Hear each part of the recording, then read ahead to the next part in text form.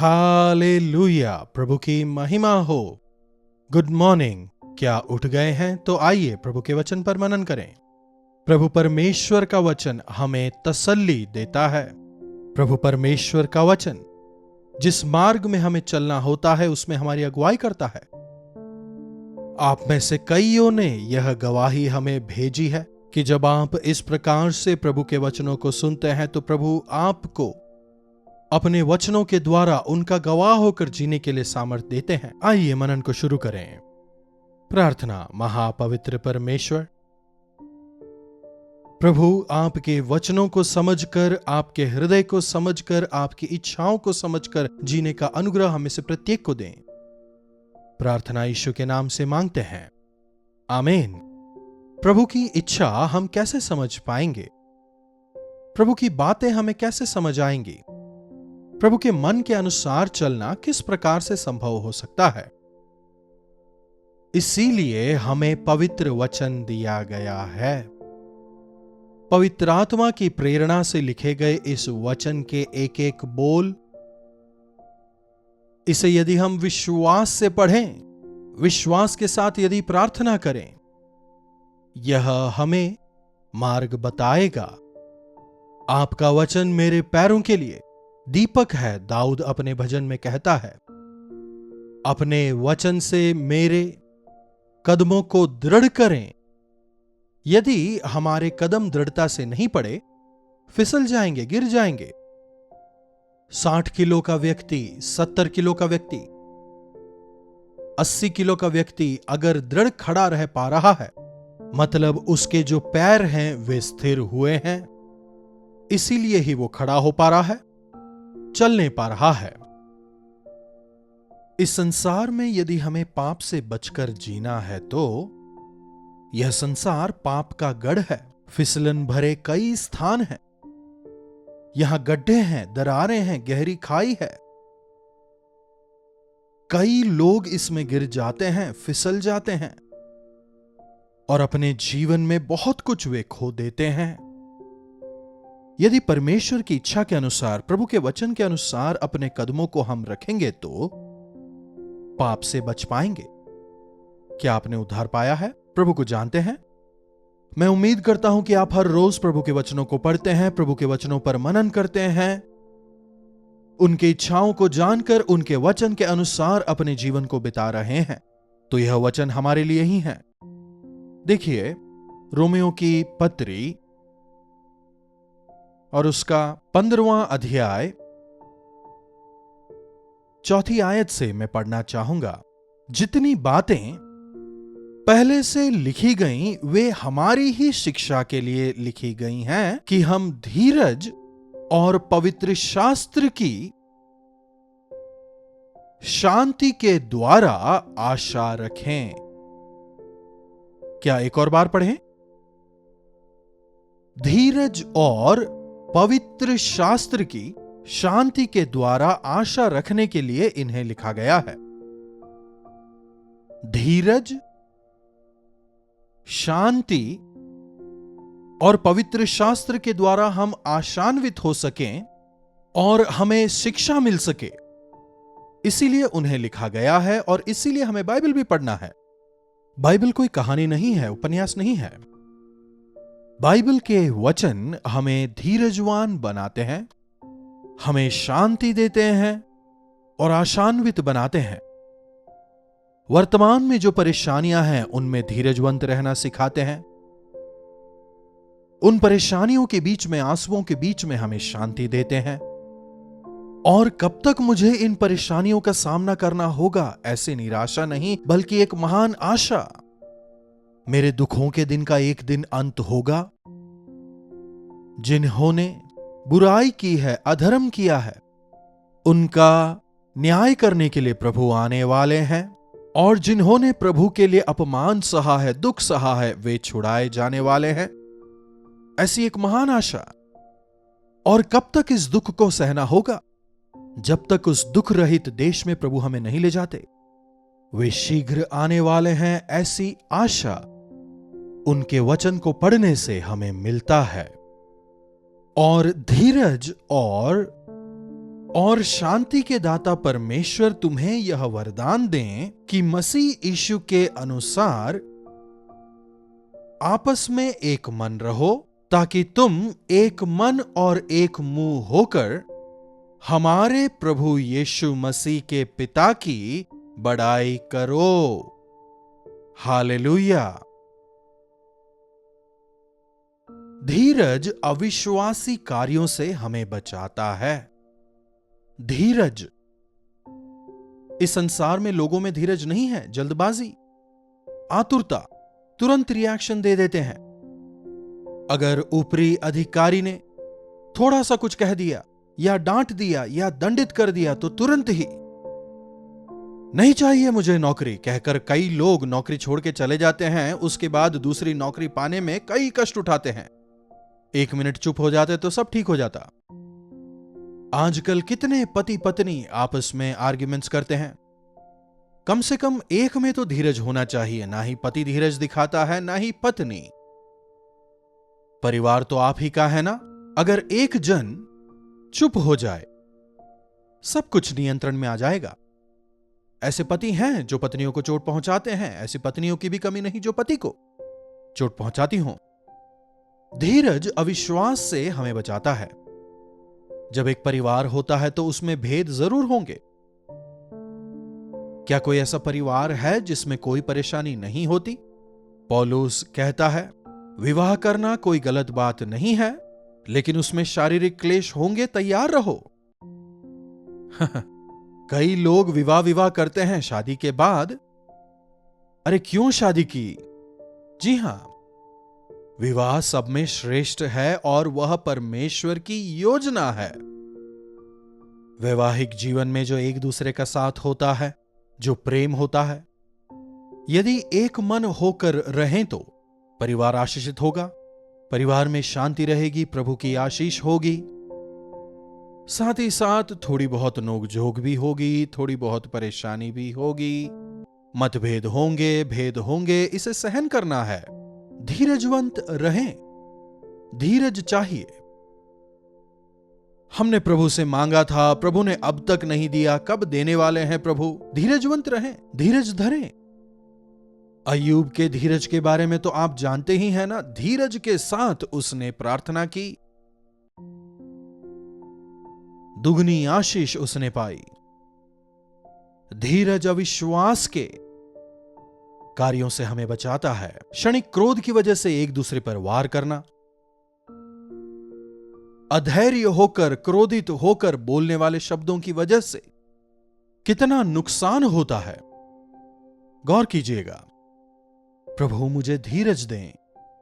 एक बहन प्रचार सुनकर घर जाकर प्रार्थना करती हैं, प्रभु मुझे धीरज दें, अर्जेंट मुझे धीरज दें, तुरंत मुझे धीरज दें, तुरंत मुझे धीरज दें। जिन्हें धीरज चाहिए, धीरज से प्रार्थना करें। वो अर्जेंट में कैसे मिलेगा? धीरज का मतलब ही इंतजार करना है, उसमें समय लग सकता है। इसलिए जब हम इस संसार में रहते हैं, एक दूसरे के साथ यदि कोई मतभेद हो तो उस दौरान यदि आप धीरज धरने पाएं तो आप अपने मित्र को या फिर अपने बॉस को या पति या पत्नी को सही मार्ग पर लाने पाएंगे, ताकि तुम एक मन और एक मुंह होकर हमारे प्रभु यीशु मसीह के पिता परमेश्वर की बढ़ाई करो। हमने प्रभु यीशु मसीह को जाना है, इसलिए हमारे कार्य या तो प्रभु को महिमित करेंगे या फिर उनके नाम को दूषित करेंगे। प्रभु को जानने के बाद अपने चाल चलन में काफी सावधानी बरतें। हमारे चाल चलन उनके संतान कहलाने के योग्य हों। प्रभु यीशु मसीह के धीरज को तो हमने देखा है ना, उनके प्रेम को हमने जाना है ना। प्रेम धीरज को बढ़ाता है। कई लोग मैं धीरज धर रहा हूं, धीरज धर रहा हूं कहते हुए रिएक्ट होते रहते हैं, नाराज होते हुए धीरज धरते हैं या फिर क्रोधित होते हुए धीरज धरते हैं। यह धीरज नहीं है। बिना किसी कंप्लेंट के, बिना किसी कटुता के ही सहन करने को हम धीरज कह सकते हैं। यही यीशु मसीह ने हमें सिखाया। क्रूस पर जब यीशु को भयंकर तौर पर कष्ट दिया जा रहा था, प्रभु ने किसी पर गुस्सा नहीं किया, प्रभु ने किसी को नहीं डांटा। इसके विपरीत उनके लिए वे प्रार्थना करते हैं, पिता ये क्या कर रहे हैं नहीं जानते, इसलिए इन्हें क्षमा करें। हमारे प्रभु ने धीरज धरा, निंदा को, कष्ट को, अपमान को, मार को। विभिन्न समयों में जब हमें गुस्सा आता है, जब अनुचित रूप से हमें अपमानित किया जाता है, हमारी निंदा की जाती है, केवल एक ही काम करें, प्रभु यीशु मसीह के सलीब के कष्ट को याद करें। प्रभु यीशु के जितना कष्ट में तो आप बिल्कुल नहीं है ना। हर अपमान को और हर कष्ट को सहने वाले प्रभु को यदि हम अपने सामने रखेंगे तो बड़ी आसानी से इन समस्याओं का हम सामना करने पाएंगे। मसीह यीशु के अनुसार आपस में एक मन होकर रहो। मसीह यीशु के अनुसार एक मन होकर रहो। प्रभु यीशु मसीह की इच्छा हम कैसे जान पाएंगे? यदि हम उनके वचनों को पढ़ने वाले हों, उस पर मनन करने वाले हों, तो हमारे जाने बिना ही हम प्रभु के, उनके प्रिय हो जाते हैं और हम उनके मार्गों से प्रेम करने लगते हैं। आपने सुना होगा ना, लव बिगेट्स लव, प्रेम प्रेम को पैदा करता है। जब हम प्रभु में चलते हैं तो हमारे कदम दृढ़ होते हैं, हमारे मार्ग स्पष्ट होते हैं, प्रभु की तरह होने का हम प्रयास करते हैं। यस, प्रभु की तरह होना ही अगर हमारा लक्ष्य हो, यकीनन प्रभु यीशु की तरह हमारा चाल चलन होने तक यदि हम धीरज के साथ आशान्वित रहें, वो एक दिन जरूर पूरा होगा। पवित्र शास्त्र की शांति के द्वारा आशा रखें और धीरज और शांति के दाता परमेश्वर तुम्हें यह वरदान दे। कौन है यह परमेश्वर? धीरज और शांति के दाता। दाता का मतलब क्या होता है? वही है स्रोत। जिन्हें धीरज चाहिए प्रभु से जुड़े रहें, जिन्हें शांति चाहिए प्रभु के पास जाना होगा। इसका स्टॉक केवल प्रभु के पास है। संसार में और कहीं धीरज और शांति नहीं है।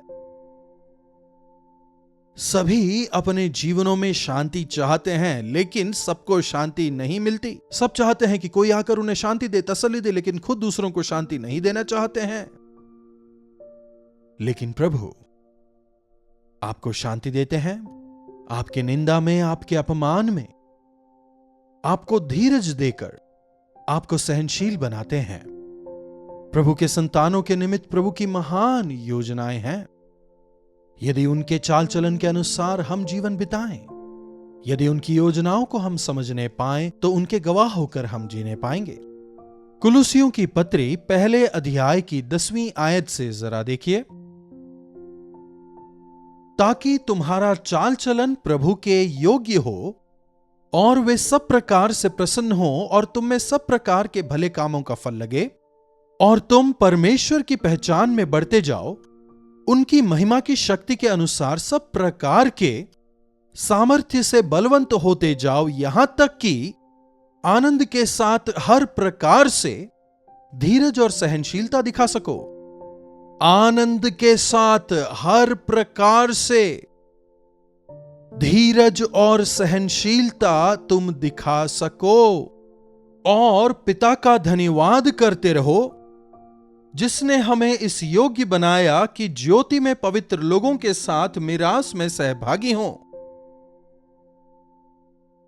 उन्होंने ही हमें अंधकार के वश से छुड़ाकर अपने प्रिय पुत्र के राज्य में प्रवेश कराया है। एक काफी गंभीर वचन को हम यहां देख सकते हैं। काफी महत्वपूर्ण और बहुमूल्य संदेश को हम यहां पाते हैं। इस वचन के एक एक वाक्य पर मनन करिएगा। एक एक वाक्य पर मनन करने का समय हमारे पास नहीं होगा, लेकिन यदि आप बार बार इसे पढ़ेंगे, प्रभु आपसे किस प्रकार जीने को कह रहे हैं आपको समझ में आएगा। आप में परमेश्वर का ज्ञान हो, पवित्र आत्मा का विवेक आपके अंदर हो, उनकी इच्छा को आप समझने वाले हों, आप में हर भले कामों का फल लगे, परमेश्वर के ज्ञान में आप बढ़ते चले जाएं, हर प्रकार से आप प्रभु को प्रसन्न करने वाले हों, आपका चाल चलन उनके योग्य हो, उनकी महिमा की शक्ति के अनुसार सब प्रकार की सामर्थ्य से बलवंत होते जाने के लिए और आनंद के साथ हर प्रकार से धीरज और सहनशीलता दिखाने के लिए, और पिता का धन्यवाद करने के लिए जिन्होंने हमें इस योग्य बनाया कि ज्योति में पवित्र लोगों के साथ मिरास में सहभागी हों। हालेलुया। प्रभु चाहते हैं कि हर विश्वासी उनके स्वरूप में बढ़ता चला जाए, प्रभु के तरह ही उसमें पवित्रता हो, प्रेम हो, त्याग हो, धीरज हो, करुणा हो, परमेश्वर की इच्छा के अनुसार वो जीवन बिताए। ऐसा जीवन बिताने का अनुग्रह प्रभु हम में से प्रत्येक को दें। प्रार्थना। महापवित्र पिता परमेश्वर, प्रभु जो कोई इन वचनों को जहां कहीं से सुन रहे हो उन पर आपका अनुग्रह हो जाए। प्रभु इस संसार में जब हम लोग जीते हैं, यह पाप का गड्ढा है, फिसलन भरे रास्ते यहां हैं। कई बार इस संसार में जीते समय धीरजवान बने रहना कठिन हो जाता है, लेकिन प्रभु आप चाहते हैं कि हम धीरजवान बने रहें। इसलिए प्रभु हमारी मदद करें कि सुने गए वचन के अनुसार आज से हम धीरजवंत होकर, शांति प्रिय होकर, आपको महिमा देने वाला जीवन हम बिताने पाएं। प्रार्थना यीशु के नाम से मांगते हैं, आमीन। अब पिता परमेश्वर का प्रेम, प्रभु यीशु मसीह का अनुग्रह, पवित्र आत्मा की संगति और सहभागिता हम में से प्रत्येक के साथ आज, कल और सर्वदा बने रहे। आमीन। प्रभु की महिमा हो। अपने प्रार्थना विषयों को आप 9884907779 पर व्हाट्सएप या वॉइस मैसेज द्वारा भेज सकते हैं। हम आपसे सुनना चाहेंगे, आपके छुटकारे के लिए आपके साथ मिलकर प्रार्थना करना चाहेंगे। प्रभु परमेश्वर आप सबों को आशीष दें।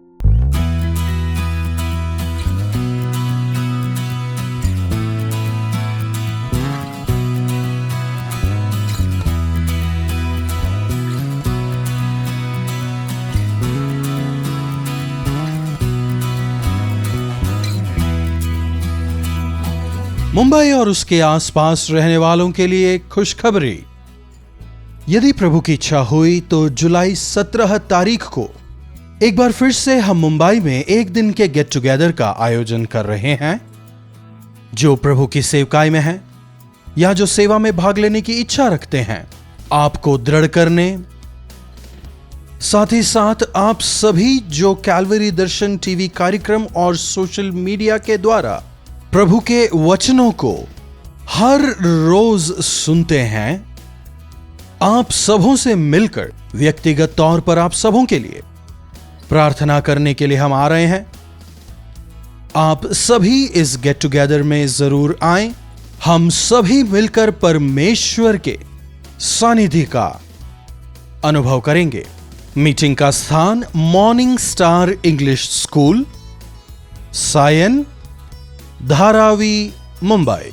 अधिक जानकारी के लिए 9884907779 पर आप व्हाट्सएप या कॉल कर सकते हैं, या फिर 9500001111 पर भी संपर्क कर सकते हैं। जरूर आएंगे ना? अपने बंधु मित्रों को भी मीटिंग में साथ लाएं।